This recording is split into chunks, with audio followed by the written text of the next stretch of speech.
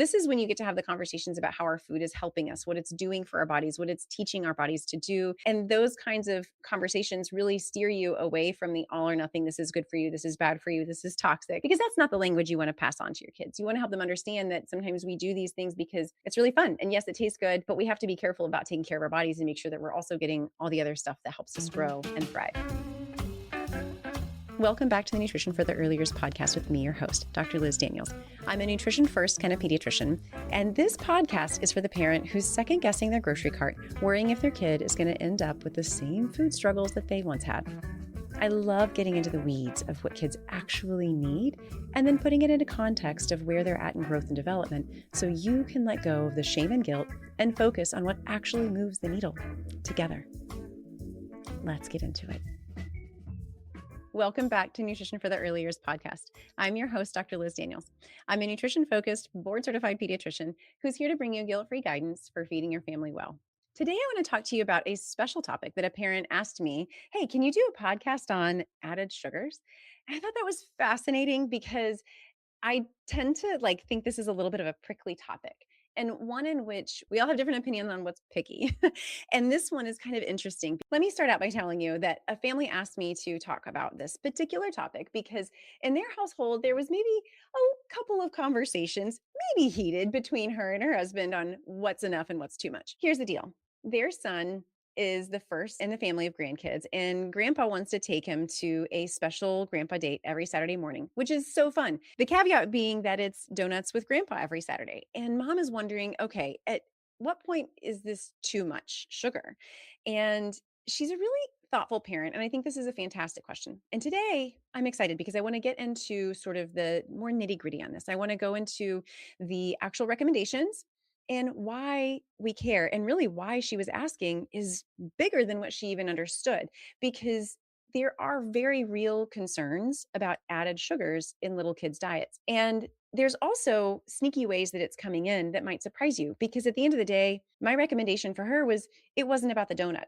I'm actually okay with that, knowing everything else that's going on in their household and in their food and lifestyle situations. So there actually is low risk with some of those things. It's really the sneakier ways that the added sugar is coming in our diets that I want to shed light onto today. And I'm not interested in vilifying any particular food. It's really more that I just like to bring it up. So, what are the recommendations? It might surprise you, but under the age of 2, zero, zilch, nada, no added sugar is recommended. And I'm going to qualify that by saying what I mean with added sugar. If you look on this on the nutrition label, you'll see under carbohydrates, there's sugar, which is our natural source of sugar. And then there's added sugar, which is by definition was added to the product for sweetness, maybe texture, maybe for preservation on the shelf. It serves a lot of purposes. And sugar is actually a very important component in nutrition and in food manufacturing. So I'm not here to vilify all of that. The point is simply that in little kids, there doesn't seem to be any benefit. So the recommendation is to avoid added sugars until we're 2. And then after 2, the recommendation is less than 10%, depending on the criteria that you're looking at and the guidelines. Sometimes it's less than 5%. But by and large, you can imagine that in North America, we often get a lot more. So that's the tricky part, is what is the long-term risk of this? And why is this a concern? So I think there's a really good movement and attention towards added sugar, but it's not because I'm worried that it's toxic and inflammatory. I actually don't like those words for sugar. Yes, sugar can have some impact on inflammatory pathways when we're talking about biological pathways. But with kids, really what I want to kind of mention here is there are some essential ways that extra added sugar or excess added sugar can influence their health in some concerning ways long term. And as a pediatrician, my opportunity is to be able to care for the family from day one until they're grown and, going on to college. And so I have the long view insight even in the beginning. And I like that the question was asked because it points to what in the long view are we trying to prevent?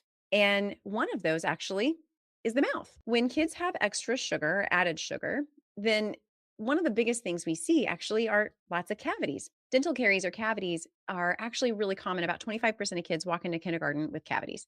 And that's not just because they didn't brush necessarily, but sometimes because the sugars themselves can get access to the teeth, and the teeth, when they're really early and then really little, are very porous. And so little mouths are especially prone to that. There's other factors that influence this, and some of it is that the oral microbiome is influenced by sugar as well. So I really suggest no added sugars, especially in the form of beverages, because that's a great way for cavities. They love that. The bacteria that make cavities in our mouths especially love sugary drinks, and they'll sit straight on those teeth, and that's an opportunity for them to grow, proliferate, and create decay. The other area this happens actually is in the middle of the night.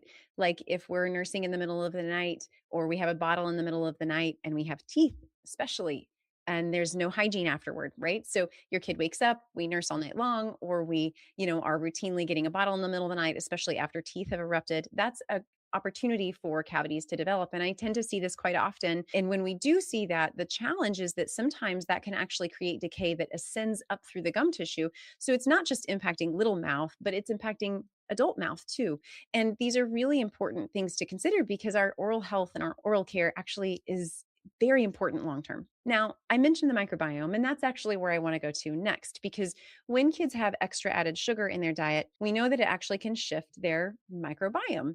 If you think of it like a seesaw, just to be very simplistic about it, there are sort of, your good gut health bacteria and your sort of bad gut health bacteria. And we're going to have all of them, but it's the balance of where they're at.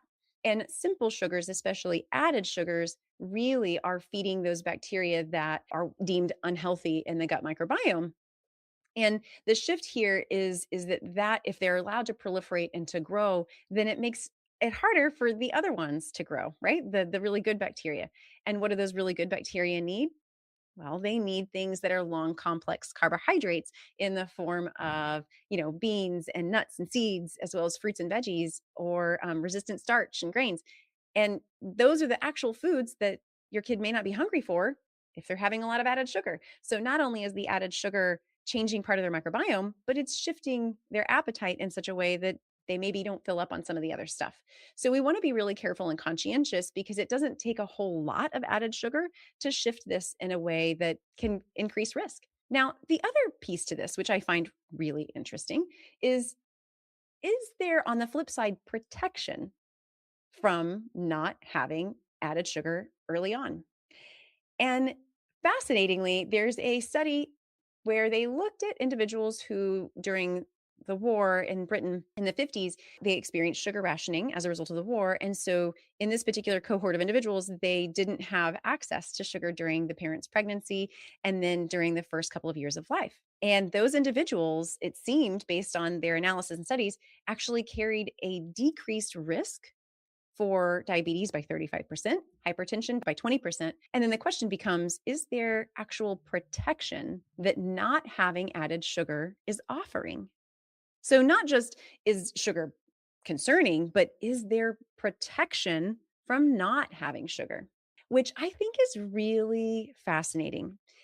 And I'm sure that more follow up studies need to be done to really make that claim and understand that better. So, simply put that out there, is like, that's a really important consideration.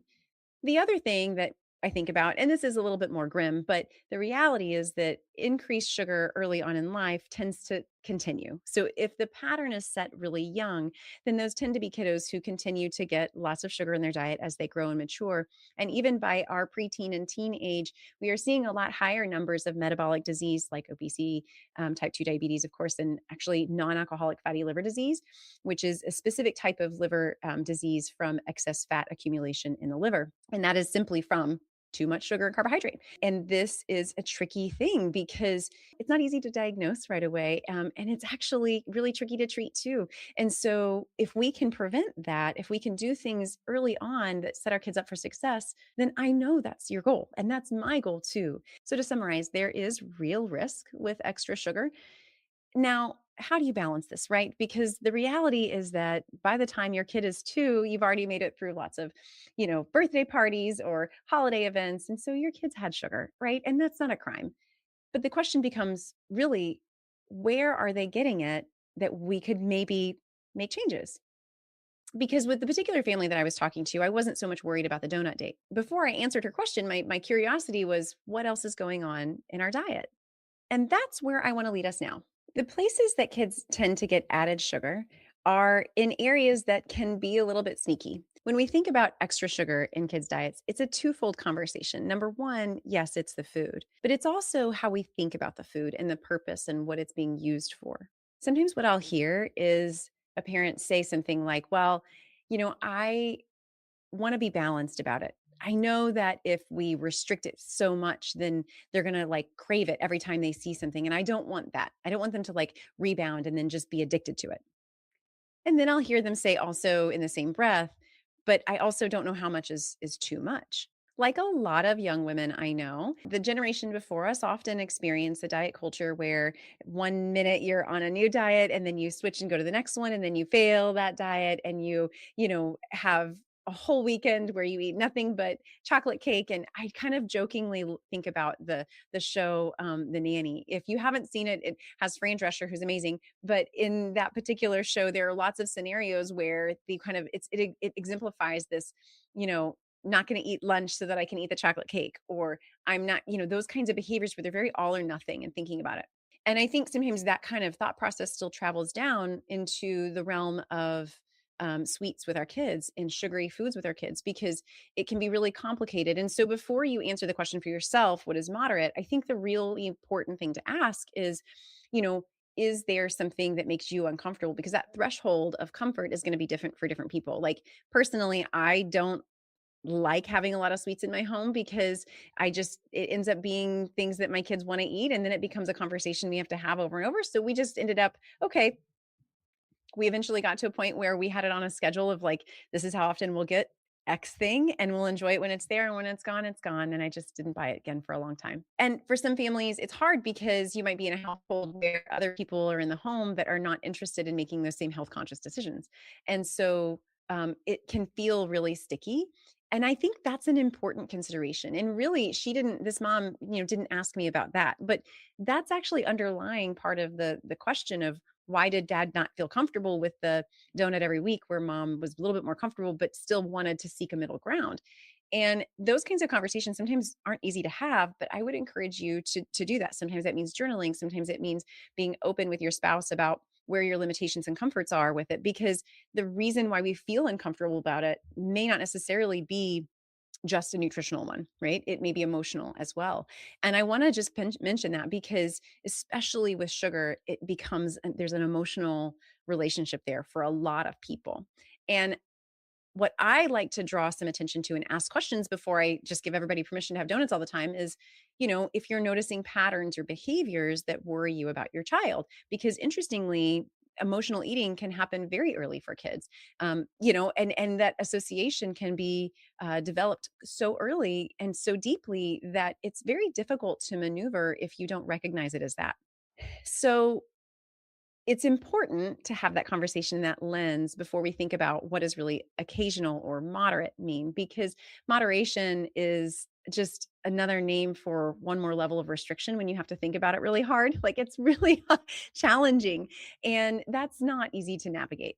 So when I think about occasional situations, instead of just like thinking back, okay, once a week or twice a week and creating a boundary on it, because again, that structure can sometimes feel a little bit more restrictive for families, again, depending on your diet history, but that's the purpose. Like, why are we doing this? Right? Is it because it's tied to an occasion or a relationship? And if it becomes so regular that it's uncomfortable for you, then we can think about ways that we can adjust that so that you're still getting that connection without it being centered around food. Or maybe it's food in a different way and a different purpose. And so I think that that's really important. Like, on the flip side, when things become routine and they're always in the home and we're accustomed to having donuts in the home every day, it can be really kind of a different conversation, right? So where does the added sugar really seem to come in? And in a lot of kids' diets, yes, sugary beverages are the first thing to think about. And interestingly, that seems to be kind of coming down a little bit. I think there's awareness around sugary beverages, and a lot of manufacturers have changed things. Like, I think back about the days when I had Kool-Aid, or there were lots of, you go to a sporting event and it's nothing but sugary drinks. And now it's shifted because a lot of those manufacturers are making their low sugar options, or their, no sugar added options, or things like that. And, at the end of the day, it's still added sugar a lot of the time. So it's still not a great recommendation. But the calories and the added sugar from beverages is the easiest place to cut back on that, right? I had a family not that long ago who shared with me that, their children really didn't drink juice and they drank milk and water. And when I, asked more about water and asked what was in, and she goes, "Oh, that's her water."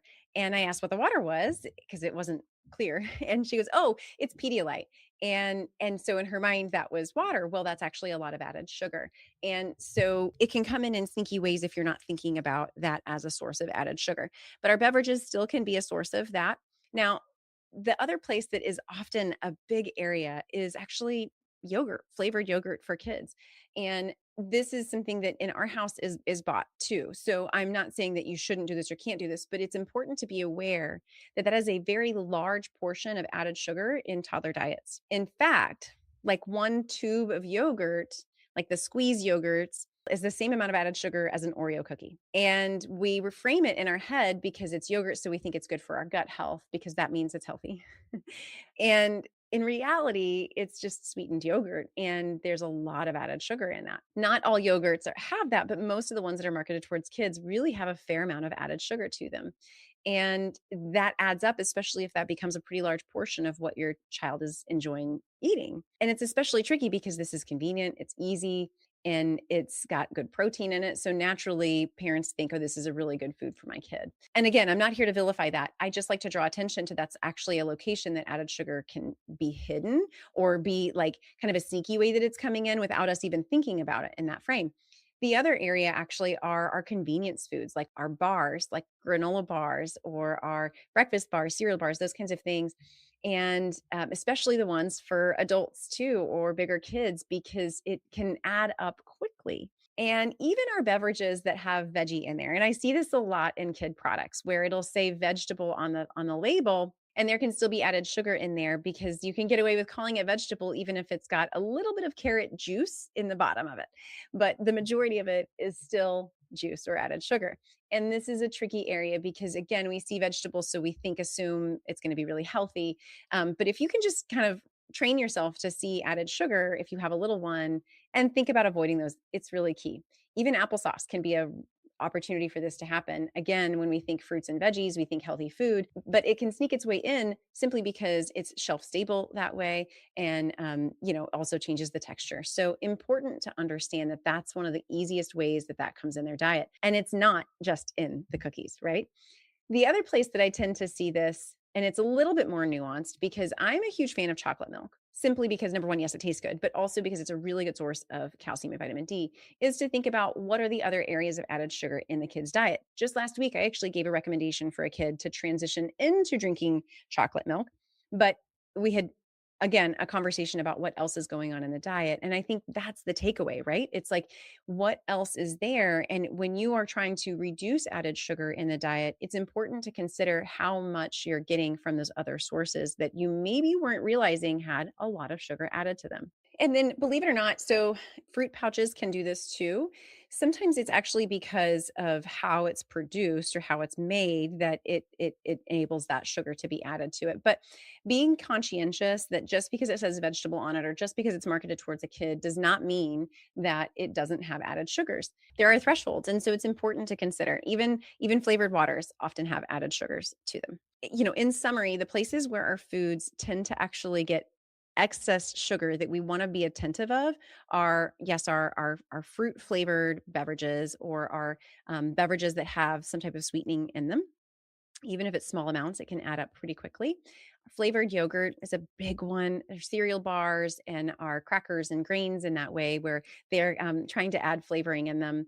And then, our cookies and pastries and puffs that way. So you kind of have to be your own advocate in this way because on the label, it can say no added sugar, but then when you actually look at the ingredients, it might actually still have some in there. And you have to be conscientious in knowing that that's what you need to look for, which is, of course, an added step of fatigue. But the reason this matters is, yes, it's because we worry about the risks that I discussed earlier, but it's also about the protection that not having added sugar offers. So then sometimes families will ask me questions along that same line of like, well, what about natural sugars? What about maple syrup or honey? Aren't those okay? And those, my friends, are still added sugars. And yes, they are natural, but that doesn't necessarily mean they're not still playing a similar effect on our body. Sometimes parents will also say, well, they can burn it off and I can't. So they really can let them enjoy it until they're bigger. And I want to be careful here because sometimes we overestimate their capacity to burn it off and underestimate how much activity we might be getting. We also underestimate how much they need. In a little kiddo, a toddler, they're getting around 1,000 calories a day. So only 100 calories of added sugar is actually enough to push them well past their recommended amount. And so we have to be conscientious of the fact that a single donut is going to be 2.5 weeks worth of that added sugar, depending on how big we are. So as our kids get bigger and they do get a little bit of space for added sugar, how much is okay? How much do we want to be careful with? Well, really, again, the guidelines suggest as little as possible that you can get away with, but it's important to understand that we want to have conversations as our kids get older about the why. So this is when you get to have the conversations about how our food is helping us, what it's doing for our bodies, what it's teaching our bodies to do. And those kinds of conversations really steer you away from the all or nothing, this is good for you, this is bad for you, this is toxic, because that's not the language you want to pass on to your kids. You want to help them understand that sometimes we do these things because it's really fun. And yes, it tastes good, but we have to be careful about taking care of our bodies and make sure that we're also getting all the other stuff that helps us grow and thrive. To kind of summarize and pull it all together, in this particular conversation with his family, which I loved, I really said, I think that the donut's probably okay. Now, would it be reasonable to every once in a while think about a donut hole instead of a full donut, or think about having a picnic somewhere, or going to a playground together, doing something else that isn't necessarily, that's bonding, but not necessarily over the same exact thing? Might be really a great opportunity to connect in a new way. And that can happen still with food or not, but the point is more that you're drawing attention to it and you're understanding that there are long-term complications. But I loved and appreciated that this question was even brought up. My hope is that this has been encouraging to kind of think through some of the ways that we get sugar in our diet and we maybe don't realize, and ways that we can make simple adjustments, because there are simple ways that you can shift that. Okay, so what are some of the swaps that I would do if I was in a situation that needed to make some changes? Trust me, guys, I've been there. Like, this is a conversation I have with my own children. So one of my kids really likes the super sugary yogurt. So what do we do? Well, this is where we actually have a conversation. He's old enough now that we can have conversations about this. But when we were younger, I would just buy it not that often. I'd buy it every once in a while. And in between, we would drink milk and water. So he wasn't getting a lot of yogurt when I knew it was something he loved. And that was the only one he wanted to have because he wouldn't eat my Greek yogurt. Then we just didn't offer it as much. And we shifted to other sources of calcium in our diet. And thinking about fruit juice, doesn't need to be there. Flavored waters that have sugar components in there, doesn't need to be there. If we're talking about infused water where you're literally taking fruit and putting it in the water to flavor it, that's fine. I think that the other options really don't seem to benefit babies. Now, other cookies, cereal bars, and grain products, we want to be careful and thoughtful. I think that's part of the reason we kind of go back to the classic Cheerios option, is because really, when we look at some of the simple cereals, a lot of them will have added sugars. But if you're conscientious about which one you're getting, you can avoid some of the added sugars now, which I think that's one benefit that's kind of come along the way in terms of manufacturing more recently. Some of our baby foods have added sugars in them. And so it's important to even look on those and understand if it's, even if it's 1 gram and it's something that your kid eats a lot of, that can really add up for your little babies because they're not eating a whole lot of the food. And so proportionally, that can put them over the edge of where they need to be. Now, in our older kids, 2 to 3, really we're looking at, that 10% of their discretionary calories. That kind of means, like, if your toddler from 2 to 3 is eating somewhere around 1,200 to 1,400 calories, which is kind of typical for a lot of kids, or at least that's what they need for growth, may not be what they're getting. They may be eating a lot more than that, or they may be eating a little bit under that, but 10% of that would put them closer to about like 120 to 140 calories a day of sugar. That comes up to about 3 to 4 teaspoons of sugar. That's it. Teaspoons, meaning 1 tablespoon of sugar. That's actually not a whole lot. So less than 25 grams. And again, if we're thinking about yogurt tubes, that's 2 yogurt tubes. I mean, it doesn't take much to get there. Added sugar cereal, you're there. And when you are layering these conversations on, this can be something that you can actually look at in retrospect on your grocery list. If you're using an app to get groceries or deliver groceries, it's one of the easier ways that I tend to recommend families, especially when you have young kids, is doing grocery pickup. So you're not tempted as you're walking through the aisle to pick out something that your kid's really going to scream and throw a fit about because they want to see it. They see it on the shelf and they want to get it, right? Like it can be a little bit of that practical combination of how do you get to control what comes in the home, and then they get to control whether or not they're hungry, and if so, how much they want to eat. You're also in charge of the distribution, right? Like you're in charge of where you eat and how you structure those meals. So if you are enjoying that together as a family and you're all trying to make healthy decisions with what you eat, I would encourage you to make these decisions for everybody in the home, not just for your little one. As your kid gets a little bit older, that amount can increase. So our school age kids, we're still recommending no more than really about 25 grams of added sugar a day, but age adjusted, because their caloric intake increases, their kind of ceiling can increase a little bit to about 4 to 5 teaspoons a day. And then as kids get older, actually 2 to 10, interestingly, the brand new guidelines that just came out about, our nutrition guidelines in America really say no added sugars at all, which I don't totally disagree with, but I just think it's not very practical given that so many of our foods have added sugars in them. And I think the bigger question is, how can we encourage families to get access to fruits and vegetables? How can we support families like this in this kind of conversation to navigate alternatives when they are needing quick foods that are convenient, that are easy to prepare, that are shelf stable, and still avoid those added sugars?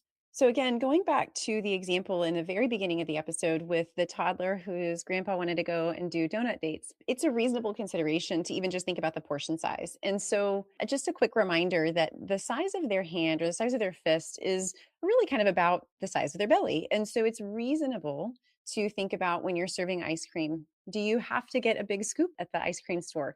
Or is it something that you can do and you can curate that experience a little bit more, where you get a really special ice cream and you have a special bowl with some special sprinkles, and you can actually make that at home in a smaller bowl where you can control the portion size so it looks really big. There are certainly cones that have a lot of added sugar in them, and there's some that have a lot less added sugar. So that's one other way that can be really fun, where you can make something special and you can reduce the amount of added sugar in something that's a really special treat. Actually, also really cool on the market, there are a lot of new sprinkles that exist on the market now that don't have added sugar in them, or that don't even have food dye in them, and are brilliant colors and taste wonderful. You can think about things like a Ninja Creamy, which is really fun. I don't know if you've seen this, but cool fun tip, a Ninja Creamy is a great way to make ice cream at home, and you can control what kind of goes in there and make that a healthier option for you too.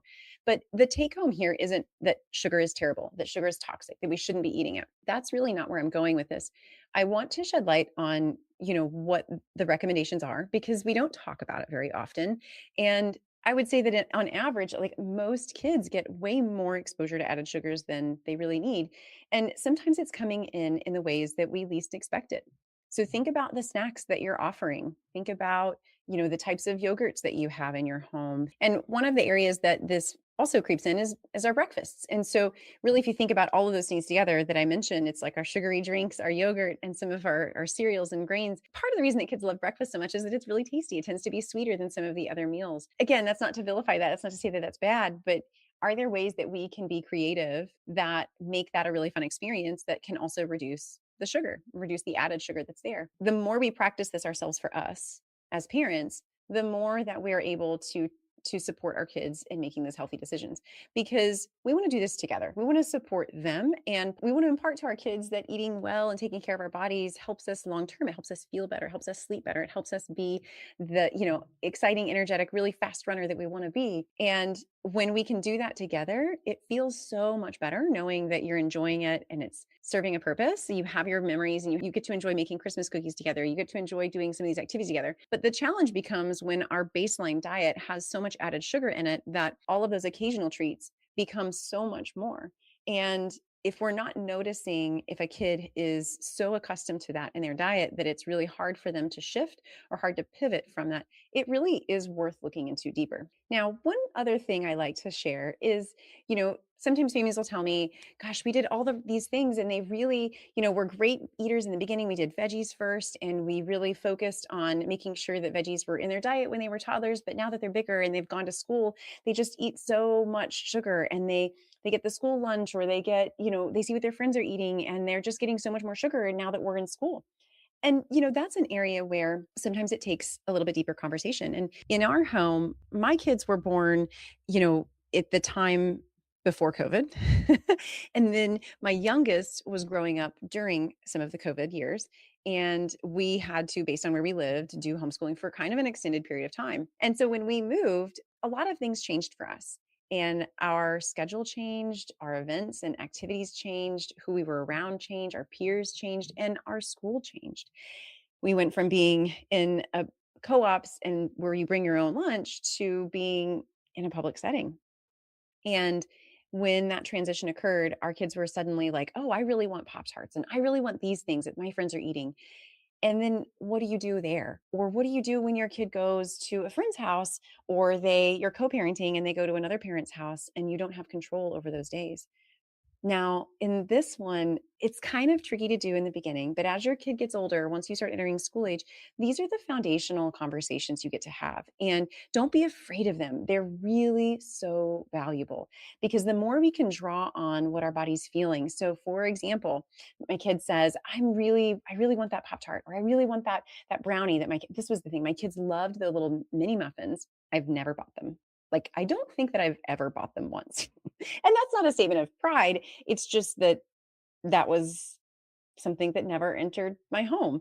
And anyway, they really wanted to try them. And so we kind of talked about it one day. And the question became, well, what was fun about it? Because I wanted to know who was eating it, what they said. I wanted to know more about that scenario, which gave us an opportunity to have a conversation. And then we looked at them. We talked about a little bit of some of the things that were in there. And again, not from the standpoint of you can't have this. This is really bad for you. This is going to make you fill in the blank. It is an opportunity to compare those products and some other products on the shelf and bring in a little bit of health literacy. And we looked at, what does our body need? Sometimes we have food that makes us feel really good and tastes really good. If you're feeling really hungry, this might not be something that's going to make you feel really full afterward, but we can try it and then you can see how your body feels and we can learn from it. And I got to build on that conversation a little bit more. We got to try, experiment, see what happened. And he realized, you know what? It's okay. I think for him, what he realized is that he really enjoyed what his friend was eating and he wanted that connection with his friend. And in a similar way, sometimes when a kid has a repeated exposure to a certain food in an environment and they really liked that environment, like going to a grandpa date every Saturday, sometimes it's that connection that actually makes the food appealing. And if our kid has a behavior that worries us about the food, we don't need to zero in on the food. We want to ask questions. We want to be curious. And this is totally an opportunity to explore that with your kid. Open-ended questions are wonderful. Questions like, I want to know more about what you were feeling. What about the food seemed interesting? Was it the smell? Was it the taste? Was it the color? If you can offer a conversation that isn't saying this is good or this is bad, it takes the attraction and the like lure of something that you can't have off the table. And you know what? That's part of the challenge for a lot of people who struggle with the all or nothing thinking, is that it's a food I can't have. It's a forbidden food, so I can't have it. And so I can't have ice cream or a Snickers bar. And because of that, I like, you dream about it, you think about it. And when our kids get the opportunity to try something, if they really like it, then sometimes it's the opportunity to say, okay, well, how can we make something taste kind of like that in a little better way or a healthier way? And then suddenly you now have a new opportunity to explore that. You have a new way to kind of go down that aisle. And we did that with a Ninja Creamy. So in our household, my husband loves ice cream.